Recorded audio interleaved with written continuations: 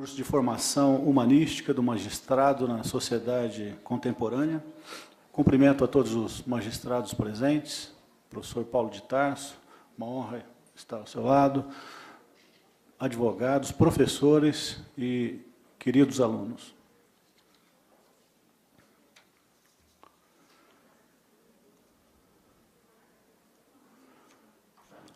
A palestra a ser proferida, então, pelo professor Paulo de Tarso, é o papel da ENFAM na formação humanística do magistrado.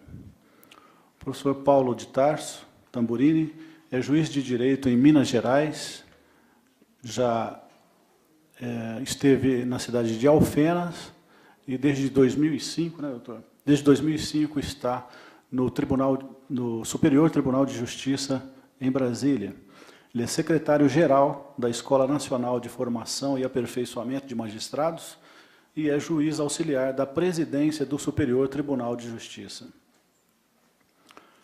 Antes de passar a palavra ao professor Paulo de Tarso, só queria informar a todos que, embora o professor tenha um tempo bastante exíguo em razão de tomar um voo dentro de alguns minutos, ainda assim ele responderá algumas perguntas que poderão ser feitas por escrito e entregues às secretárias que estarão passando por vocês ao final da palestra. Passo a palavra, então, ao doutor Paulo de Tarso.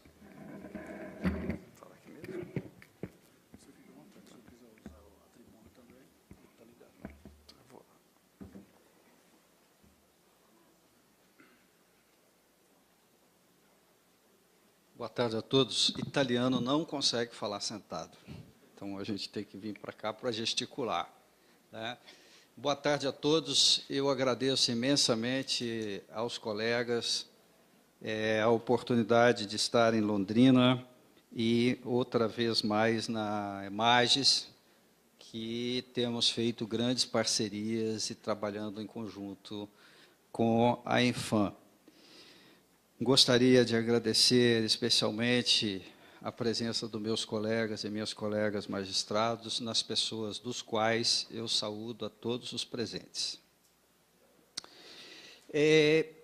Eu gostaria de fazer um pequeno prefácio antes de entrar no tema, e como eu fui professor 25 anos numa faculdade de Direito, professor, eu não tenho muita formalidade quando a gente vai conversar aqui. Então, em primeiro lugar, eu já começo pedindo desculpas pelos excessos e pelo excesso de informalidade, sobretudo quando eu tenho aqui a minha guru, a doutora Mônica Jaqueline Cifuentes, me supervisionando.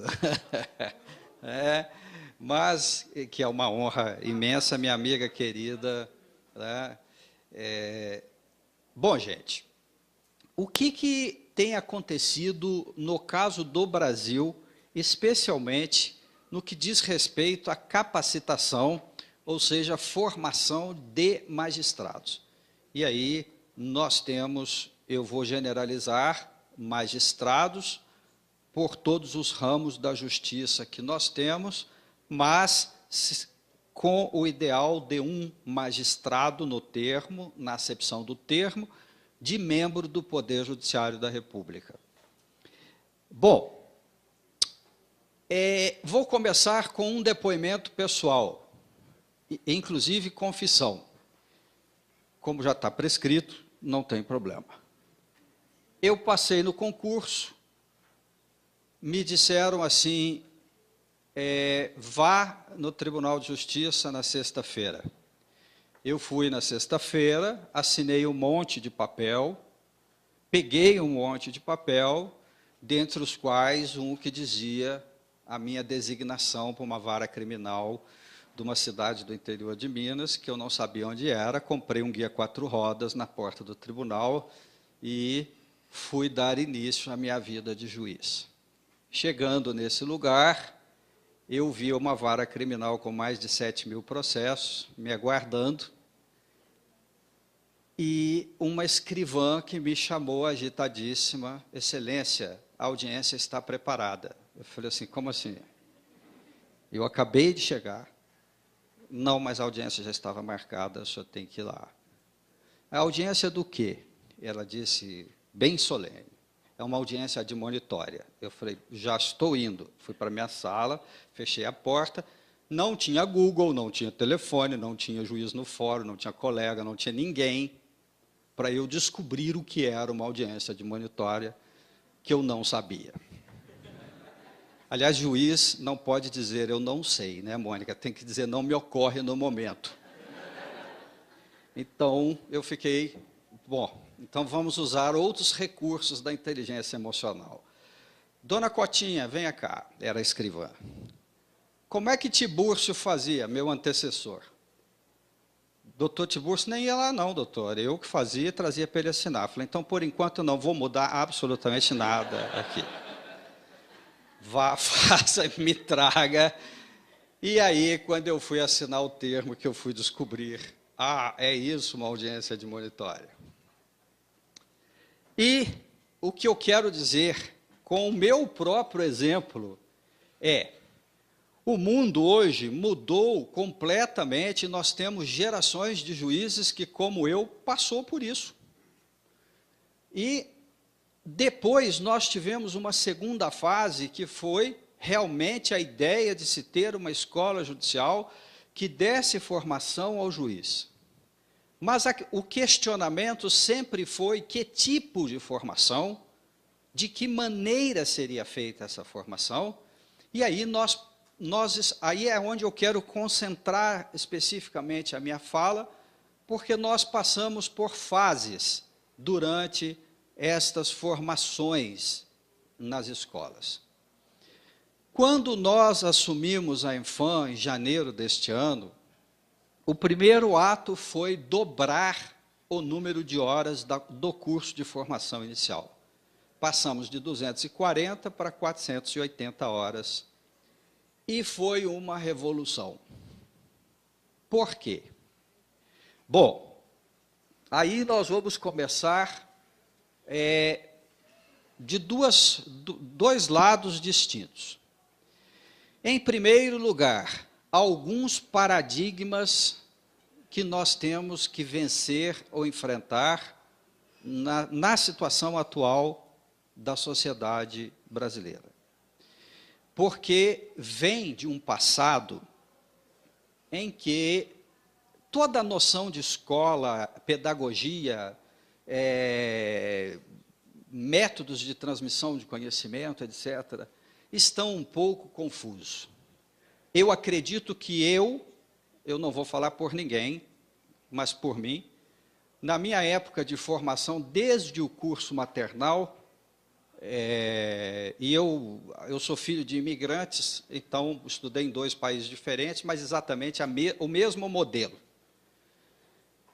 Não se conseguiu, na minha mente, até hoje, se separar registro mnemônico, ou seja, memória, de inteligência, ou de capacidade de processar a informação.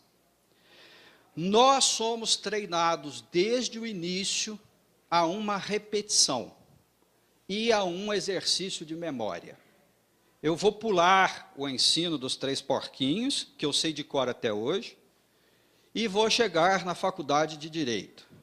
Nós chegamos na faculdade de Direito, o professor chega e diz assim, livro X. Tem professor de Direito Penal aqui? Eu quero dar um exemplo de que não tenha aqui, senão eu apanho, né? Aí o professor diz assim, vamos estudar pelo Mirabete. Eu não tenho nada contra, hein, gente? Mesmo porque não sou penalista. Mas, ele diz assim, o livro que eu adoto é o Mirabete. Como se fosse uma entidade que ele incorporasse. E aí, ele dá aquela aula e diz assim, para a prova, capítulo de 1 a 22, páginas de 1 a 155. Aí você chega em casa, abre o livro, teoria do tipo, elementos constitutivos do tipo, e começa a decorar. Chega na hora da prova, você esquece um advérbio, uma palavra, perde o conceito, e diz assim, me deu branco. Não deu branco nada, você não sabe. O seu processo, e ainda por cima, o seu processo de memória está péssimo, porque esqueceu. não podia ser ator. Agora tem os criativos, né, gente, que nós temos as pérolas jurídicas, aí quando eu me aposentar, quero fazer um bestiário de aluno e de juiz. Porque o cara chega e esquece assim, elemento objetivo do tipo, ele esqueceu um pedaço da definição do livro. Então ele diz assim, eu não sei. Na realidade, eu nunca soube, porque se soubesse, se ele tivesse digerido o conceito, ele saberia exteriorizar aquele conceito de alguma maneira. Mas as nossas escolas insistem nisso. Tanto é assim, e me perdoe o raciocínio crítico, eu estou fazendo como hoje, comandando uma escola nacional de formação de magistrados,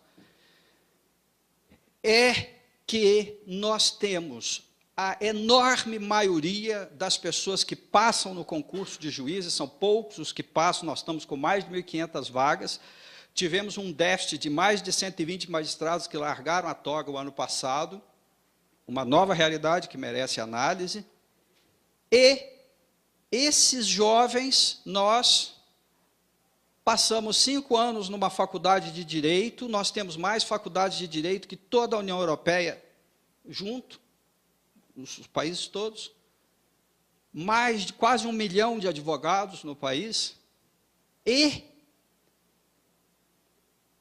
5 anos depois da faculdade, ainda tem que fazer cursinho, que talvez seja a empresa mais rentável que existe hoje.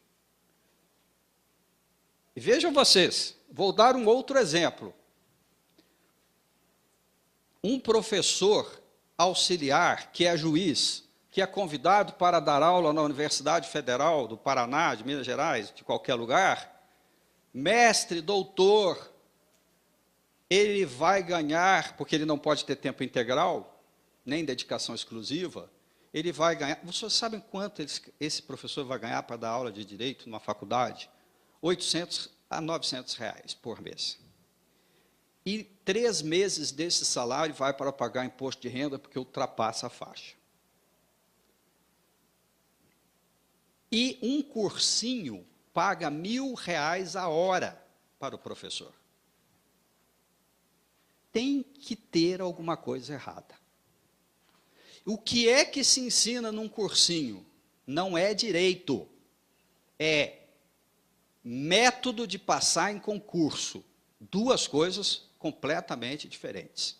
E aí nós chegamos e recebemos os novos magistrados que passaram no concurso, e eu estou dando dados concretos para todos. Mais de 2/3 deles nunca entraram no fórum para fazer uma audiência. E vão fazer a primeira audiência como juízes, como eu. E aí, nós entramos na parte que eu quero começar.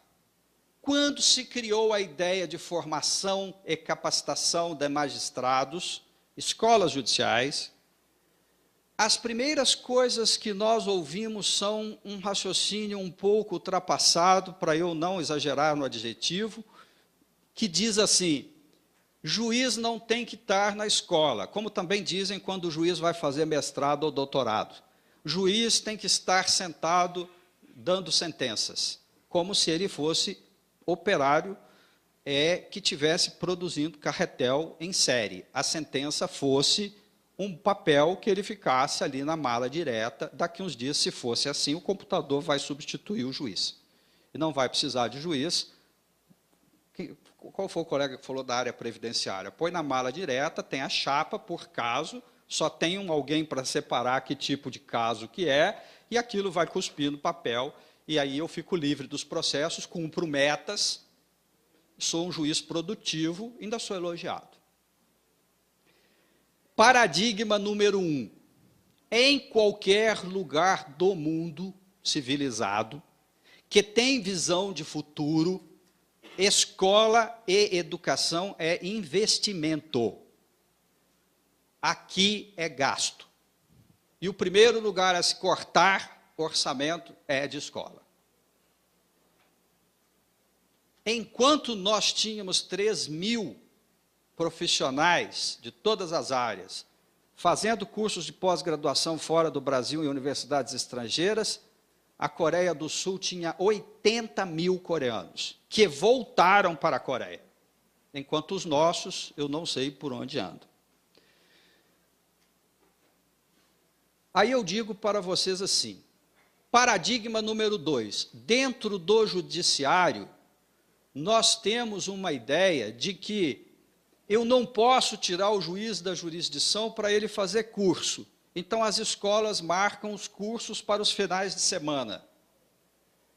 Uma empresa privada que investe na capacitação do seu servidor, ou do seu funcionário, ou do seu executivo, ela vai considerar a capacitação ou aperfeiçoamento dele trabalho.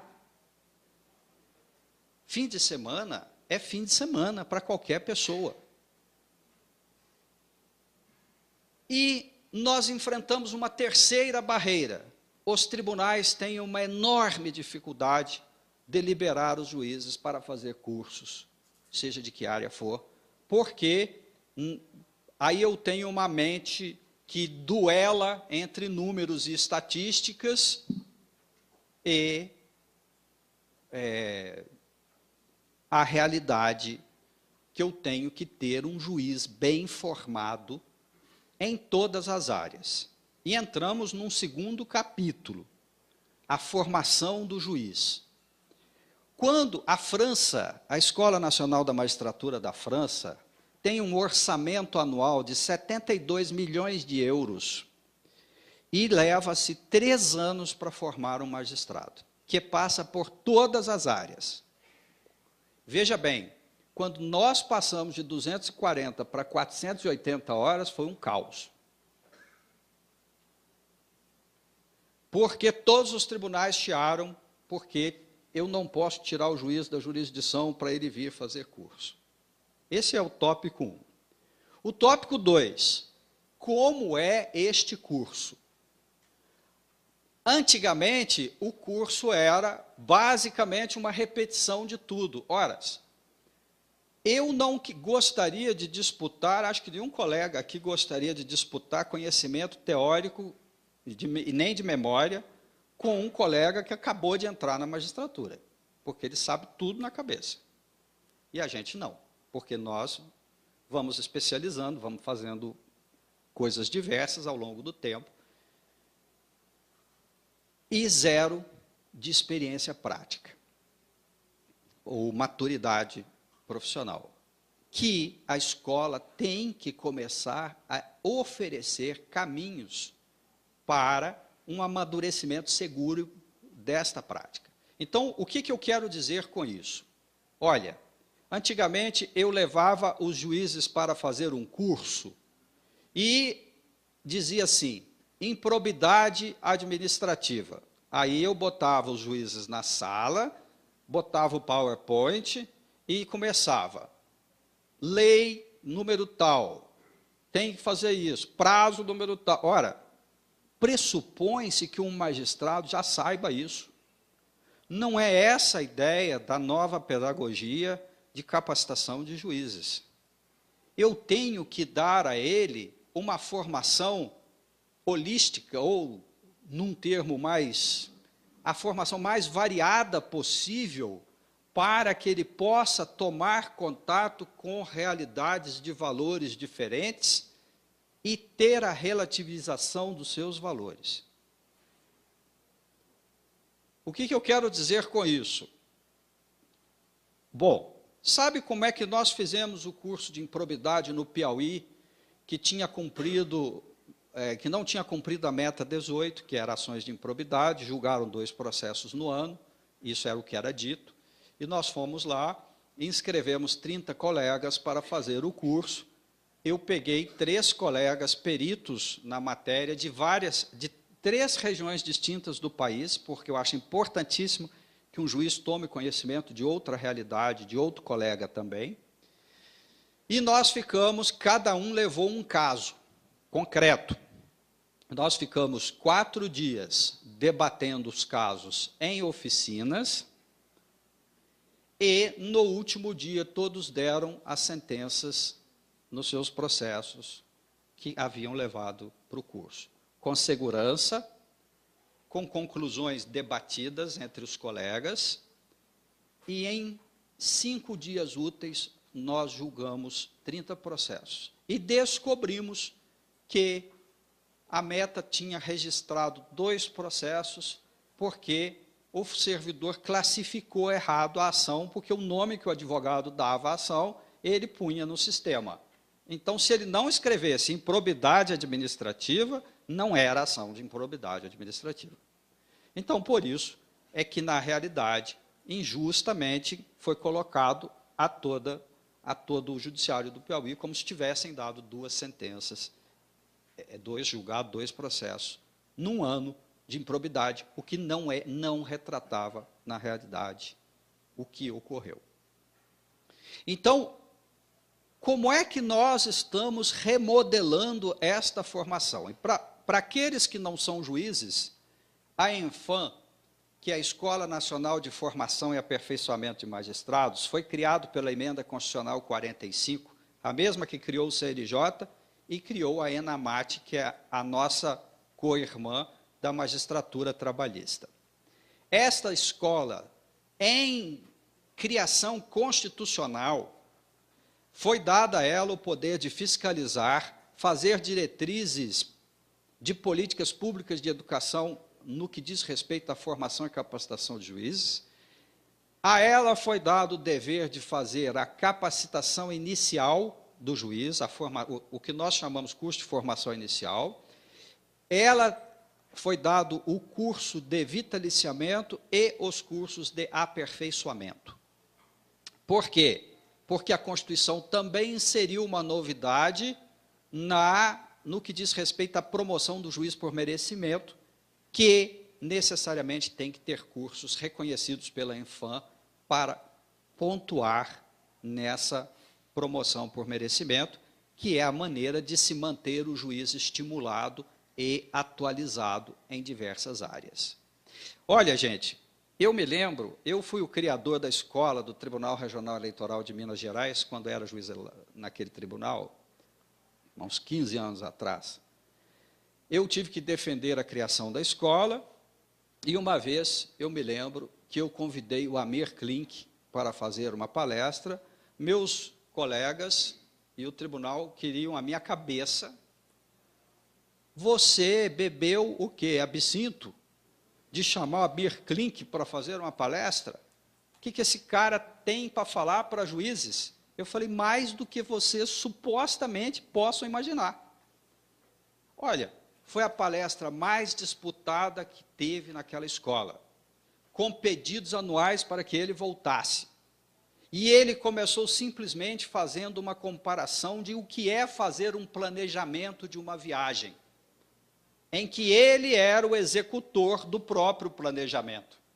E aquilo era, na realidade, há uma década atrás, a dica para a magistratura brasileira de dizer: vocês precisam ser gestores, vocês precisam aprender coisas diferentes, vocês precisam se humanizar, porque no instante que eu dou uma sentença parando uma obra como Belo Monte, por causa das ararinhas azuis, eu estou dando ao povo brasileiro uma ordem de pagamento diária de quase 100 milhões de reais.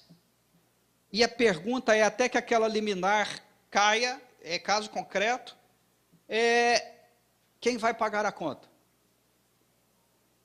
Não é possível que um juiz brasileiro hoje diga assim, dura lex, sed lex. Isto é um império que pode ter servido como a lei mosaica, para educar instintos na barbárie. Agora, nós vivemos um outro tempo em que já se educou, vou usar outra palavra, já se domesticaram instintos e se educam sentimentos ou emoções. Porque nós, os juízes, com uma decisão nossa, nós afetamos uma família inteira, nós afetamos uma multidão inteira, nós afetamos um país inteiro com um tipo de consequência. Então, a introdução de um estudo mais profundo do impacto da decisão judicial foi colocada como matéria obrigatória dentro dos cursos da escola. como planejar o judiciário do futuro. Como fazer um planejamento de dizer assim, eu preciso fazer um controle de qualidade, eu não posso ser um serviço público imposto à nação brasileira que diz assim, é desse jeito e pronto. O povo brasileiro merece um judiciário de qualidade e de eficácia, sendo eficiente.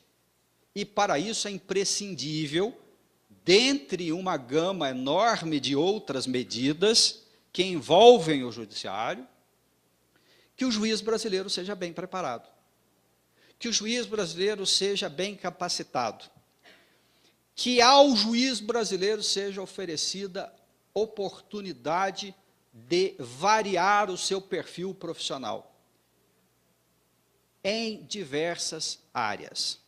Sabem outra coisa que acontece? Eu sou juiz, diz uma cidade aqui do Paraná, bem longínqua, banida, aquela que ninguém quer ir. Entro na magistratura e vou para Jaguariaíba. O último qualificado, o último classificado. Então, sobrou para mim esse lugar. Eu compro o guia 4 rodas e vou para lá. Isso aqui no Paraná. Vocês não conhecem Boca do Acre, no Amazonas, onde o colega tem uma comarca quase do tamanho da Bélgica e que ele leva 40 horas de barco para chegar lá. E aí depois o cara vem dizer para mim, doutor Tamburini, precisamos aprimorar o ensino à distância. Precisamos. Eu sou um grande incentivador, nós abrimos 600 vagas de ensino à distância, em 40 horas todas foram preenchidas. Aí eu estou agora reformulando o método de ensino à distância, porque tinham vídeos de 15 minutos, como é que o cara, enfiado em Boca do Acre, vai baixar um vídeo de... Primeiro, ninguém aguenta ver Porta dos Fundos se durar mais que 5 minutos. Hoje, a sociedade está treinada a ver. O que é imprensa hoje é o retrato e a manchete. Ninguém lê a notícia.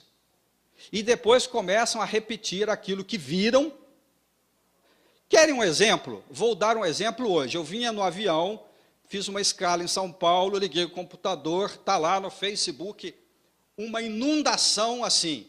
Pesquisa Ibope, pesquisa Época, pesquisa não sei o quê, já dá não sei quem na frente e tal. Não pode fazer pesquisa até amanhã. De onde surgiu isso? A lei diz isso.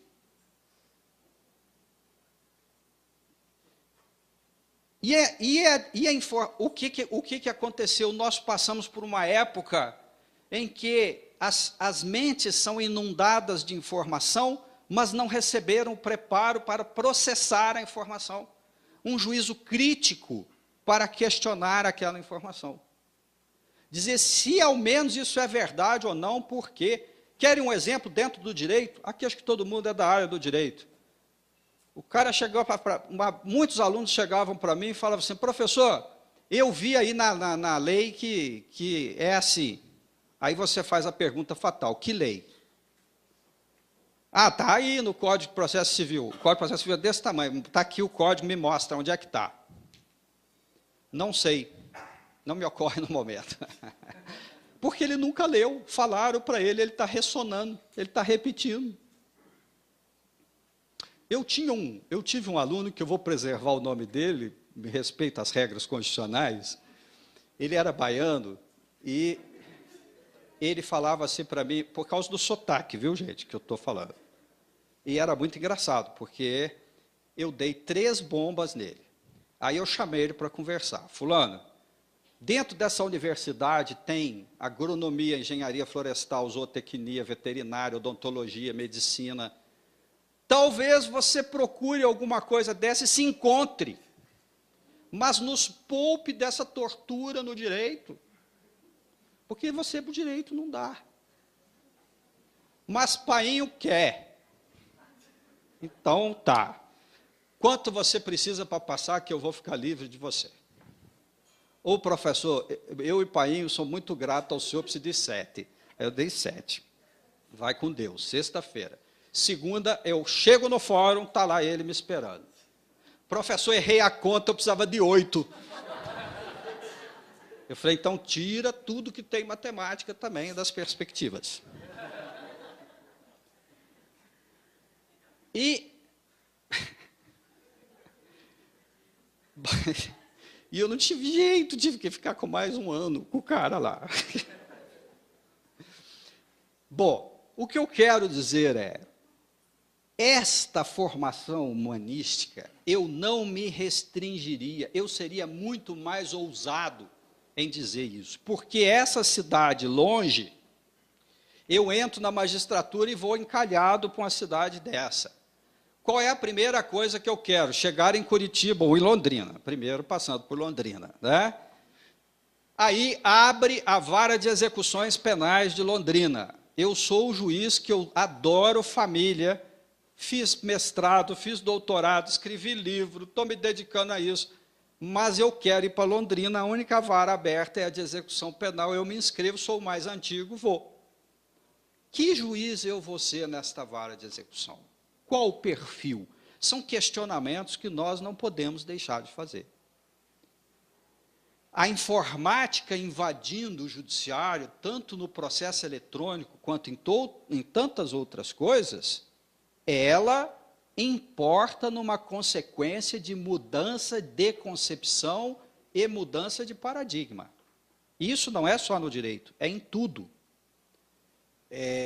Nós hoje estamos a caminho de ter um servidor no judiciário com um perfil completamente do que tínhamos antes. Eu fui juiz numa cidade do interior de Minas Gerais, numa cidade histórica, e, arrumando o arquivo do fórum, eu achei um processo que era um pedido de clemência de um escravo à princesa regente do Brasil, porque ele tinha sido condenado à morte. E ela negou a clemência e ele foi executado. Eu achei aquilo um processo histórico, mandei para o museu do tribunal. Quando a minha ordem era queimar tudo, né? Mas eu tive a curiosidade de ler uma precatória de Ouro Preto, Vila Rica, para o Rio de Janeiro, para que Sua Alteza Real fosse consultada sobre o pedido de clemência. Gente, sabe o que mudou naquilo até hoje? É que agora é digitado e não tem princesa Isabel. Tem príncipes do judiciário, barões, condes e tal, que eu escrevo lá, a sua excelência, só falta pôr o comendador, professor, doutor. Eu sou um crítico feroz de quem se esconde atrás de títulos e de erudição. Me perdoem, mas eu tenho que ser sincero.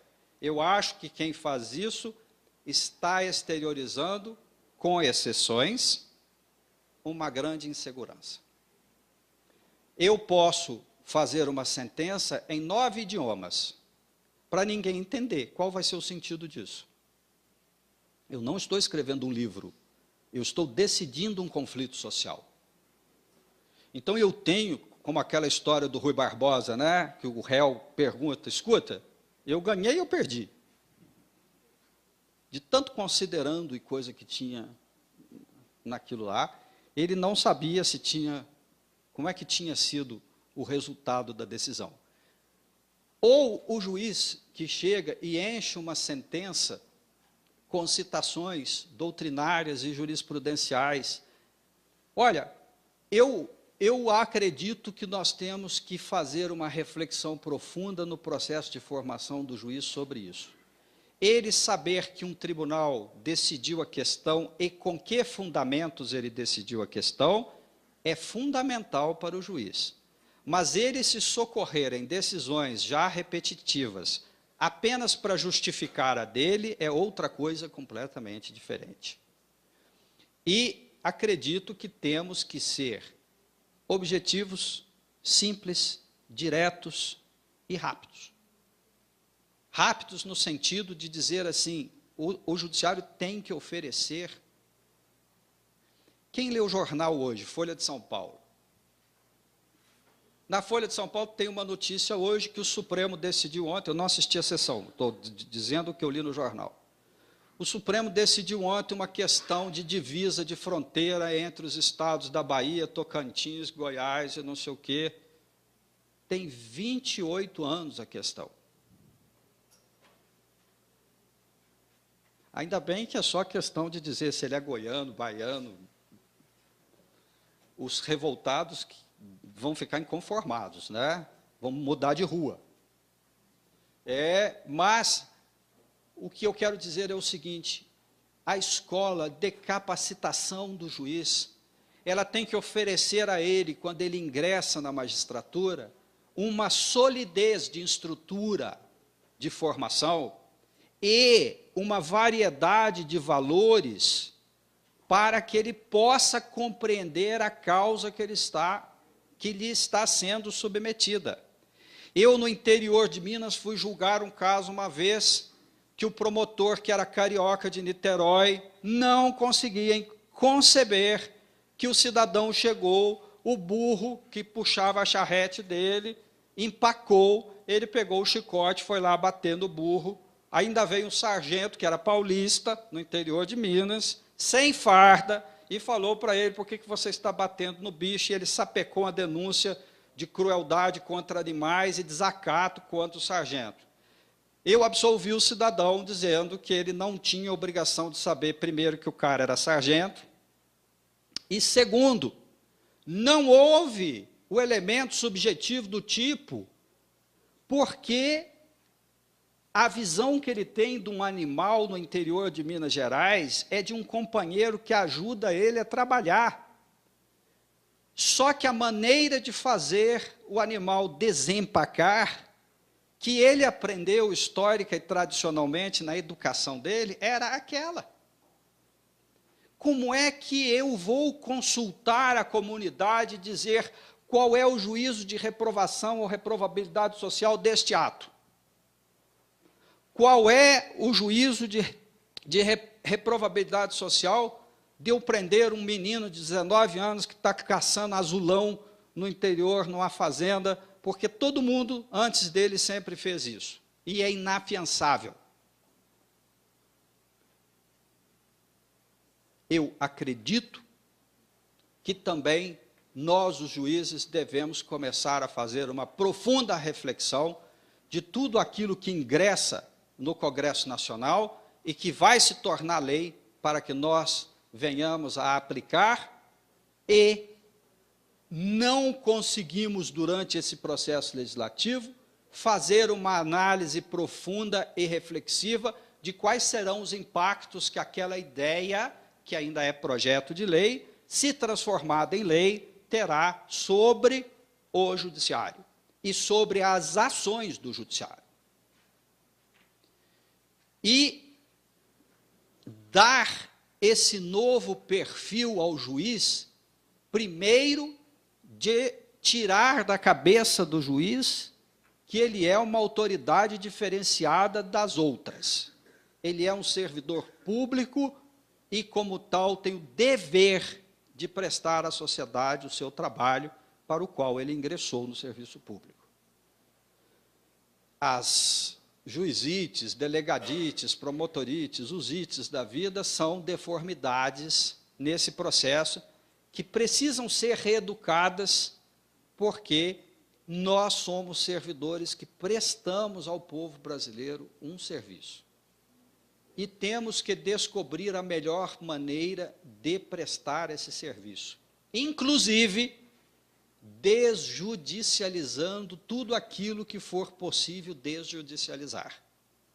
Esta história, gente, olha só, Sérgio Buarque de Holanda, um grande historiador, escreveu um livro que todo mundo tinha que ler na minha época, chamava-se Brasileiro, o Homem Cordial, e ele devotava a defesa da cordialidade do brasileiro e tal. Aí eu pergunto a vocês, cordial é um povo que tem 95 milhões de processos ou conflitos? Onde é que está essa cordialidade, ou de que maneira ela está se expressando, que nós estamos perdendo a capacidade de gerenciar conflitos. E o juiz tem que ajudar as partes a readquirir humanisticamente essa capacidade de gerenciar conflitos, porque a sociedade hoje tornou-se uma sociedade do descartável. Eu não conserto mais nada, é melhor eu jogar fora e comprar um novo. E isso se aplica às relações humanas também. O que acontece nas varas de família? Eu vou divorciar porque não deu certo. E eu adoro quando o cara diz assim, é incompatibilidade de gêneros. Eu falei, opa, peraí. Agora o Supremo diz que pode. Não é obrigatório ainda, mas pode. Né? Mas, o que eu quero dizer é, nós estamos num momento extremamente fértil para trazer, inclusive, a minha felicidade de ver aqui professores, profissionais de outras áreas discutindo isso, porque nós temos um pensamento ou uma tendência a dizer que os juízes devem discutir o problema do judiciário. Não, os juízes devem também discutir os problemas do judiciário. Mas hoje o judiciário é um poder que pertence à República, é um poder do Estado, e que serve à sociedade. Então, todos aqueles que possam contribuir para a sua melhoria, eu não diria que podem, mas diria que têm o dever de fazer isso, e ajudar o judiciário a melhorar cada vez mais. E quando eu digo judiciário, gente, nós temos que compreender uma constelação de ideias que envolvem isso. Sistema penitenciário, defensoria pública, Ministério Público, advocacia, tudo que gravita em torno do sistema. Segurança pública. Por quê? Porque as coisas têm que ser tratadas como um organismo. Parece até que eu estou repetindo a teoria orgânica ou a holística em combate ao cartesianismo. Mas, se nós não juntarmos várias visões diferentes para construir uma solução, não vamos sair do lugar, e os 90 milhões no ano que vem serão 120. Então, eu espero, sinceramente,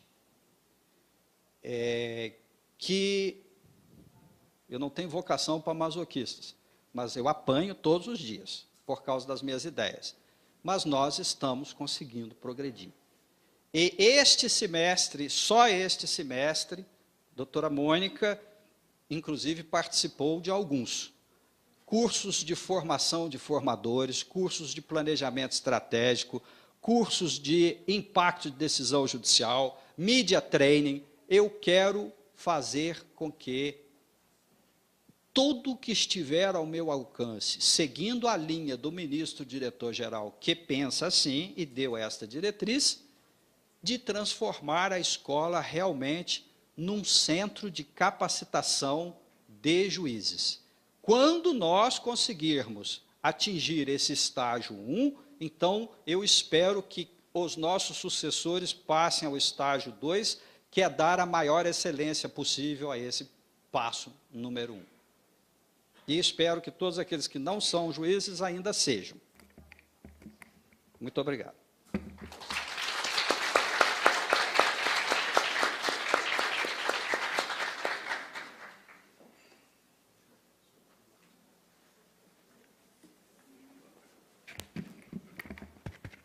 Pode mandar eles levantar e perguntar informalmente.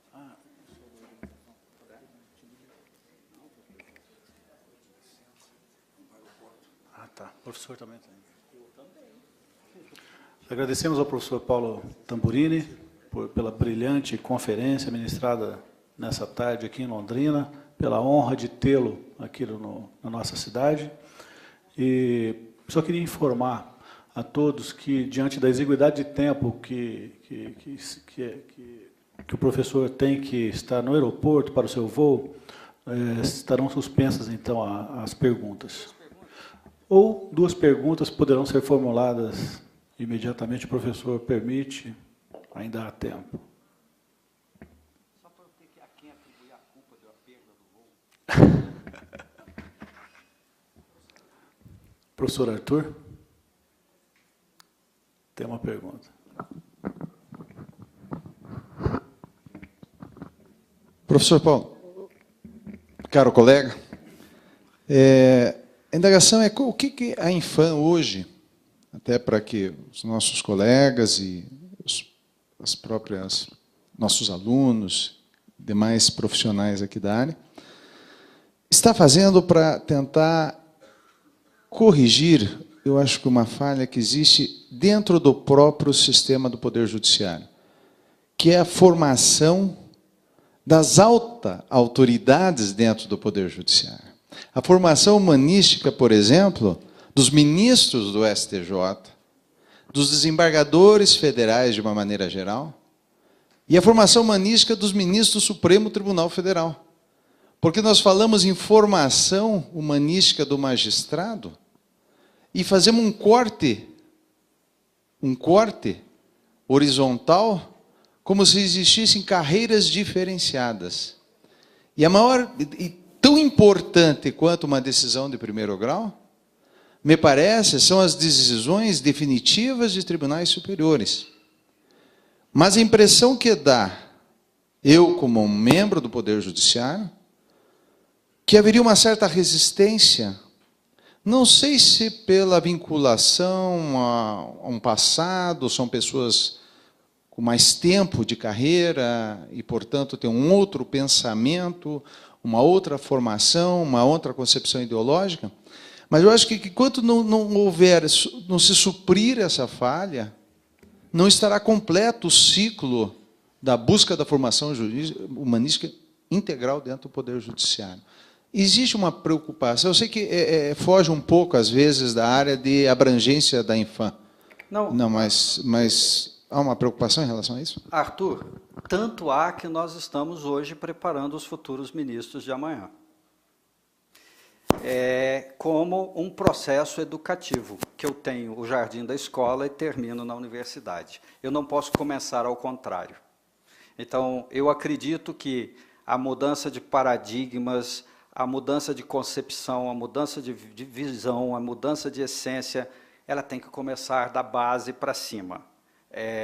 Mesmo porque somos nós não, porque eu já estou velho, vou aposentar, mas outros que estão vindo agora, que tenham essa concepção nova e que vão replicar. A nossa preocupação está sendo extrema com a formação de formadores.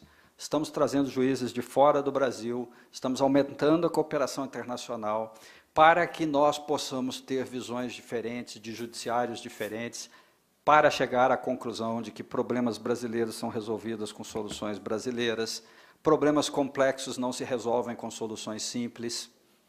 E acredito que todo esse esforço seja exatamente para se chegar até aí, mas nós temos que primeiro criar toda a ideologia, a base e os primeiros formadores, que a coisa vai se seguindo num processo natural de maturidade do judiciário.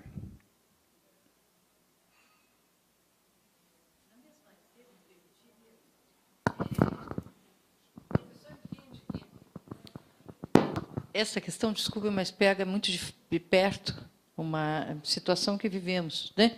Que vivo no Tribunal de Justiça do Paraná, né?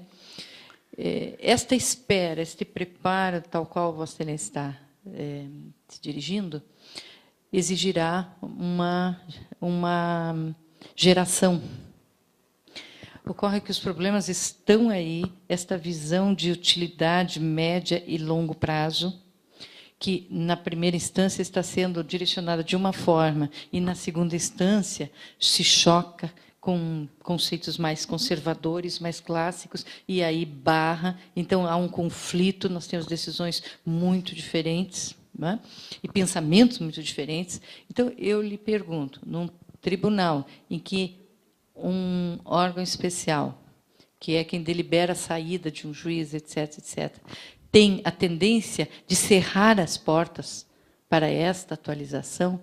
A minha pergunta é se a escola, dentro do seu âmbito de, não de competência, que seja competência, mas um âmbito de política, não pode alcançar esta mentalidade, mudar esses paradigmas que estão a nortear, evitando que muitos juízes tenham esse acesso, porque senão nós vamos esperar muito tempo, e hoje até se falou muito em velocidade, tudo urge, não é?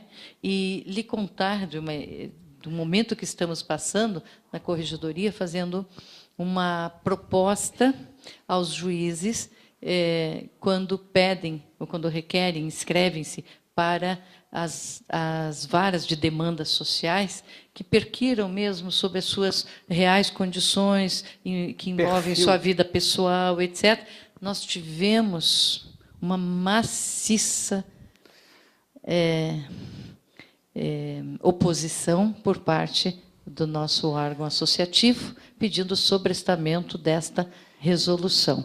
Então, nós temos, de um lado, a cúpula conservadora para uma parte, e, de outro lado, também os juízes na ânsia de seguir a carreira, deixar de ver o objetivo e o seu talento, porque todos nós temos talentos, né? Então, eu peço desculpas trazer isso, mas tocou em 2 pontos que estão assim extremamente sensíveis hoje aqui no Estado. Olha, não é no Estado, é no país inteiro. E o que eu quero dizer, em primeiro lugar, é o seguinte: o ministro diretor-geral tem participado das reuniões do Colégio de Presidentes de Tribunais e ele tem feito insistentes pedidos. Primeiro, a ideia de que investir em capacitação é primordial e essencial. Segunda, liberar os juízes para o passo 2, que é assistir e frequentar os cursos, e depois com obrigação de replicar, né? E terceiro é o repasse orçamentário das escolas, que está numa resolução do CNJ, que eu ajudei a fazer. E a coisa está começando a caminhar. Vou dizer para a colega que eu, enquanto conselheiro do Conselho Nacional de Justiça, cansei de dar liminar autorizando o juiz a participar de curso, que tinham sido negados pelos tribunais. E posso testemunhar que eu exerci um mandato no Conselho de 2009 a 2011. Hoje, 2014, nós já temos uma realidade extremamente mais avançada do que tínhamos em 2010, por exemplo. Então, eu acredito que essas coisas não podem ser revolucionárias.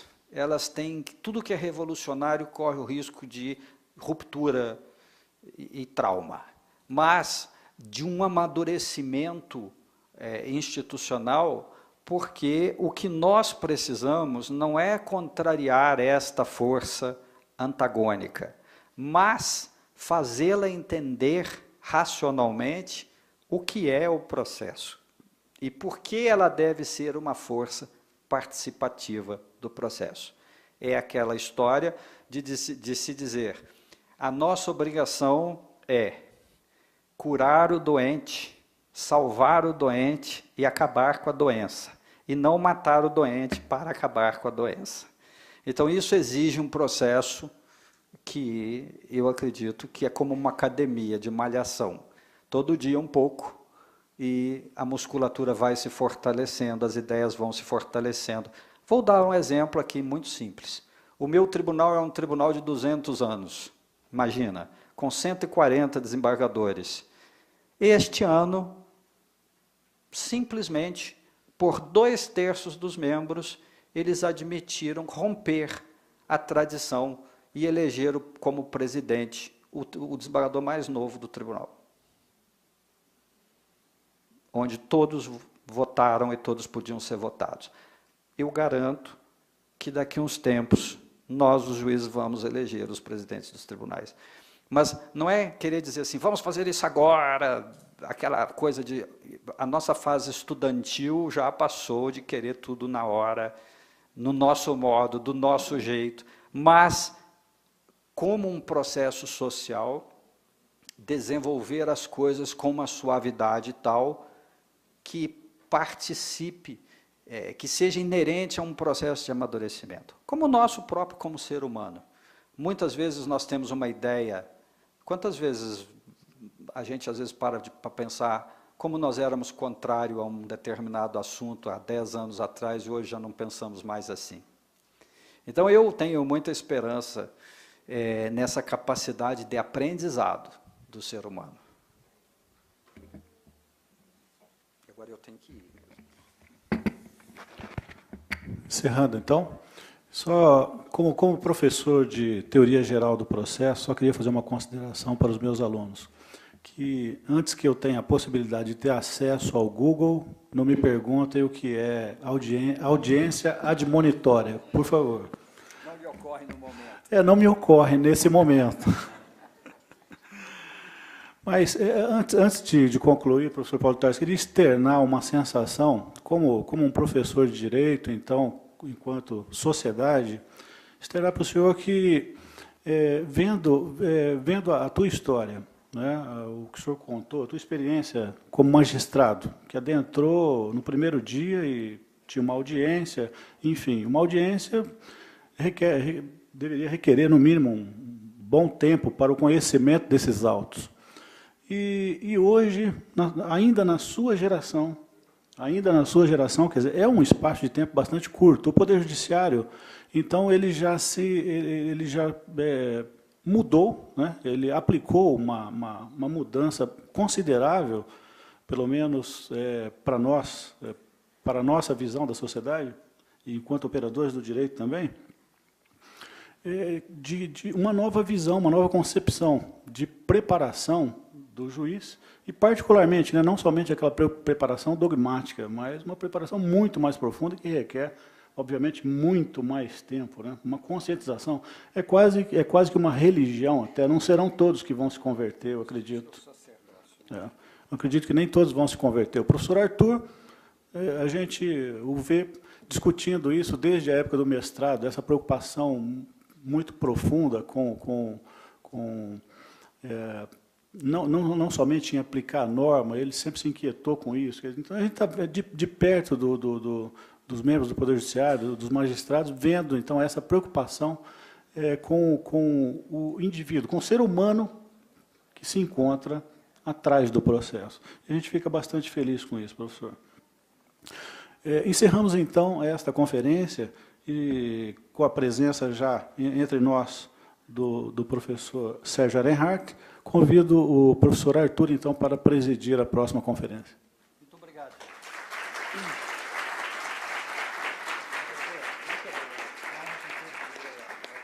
Muito obrigado.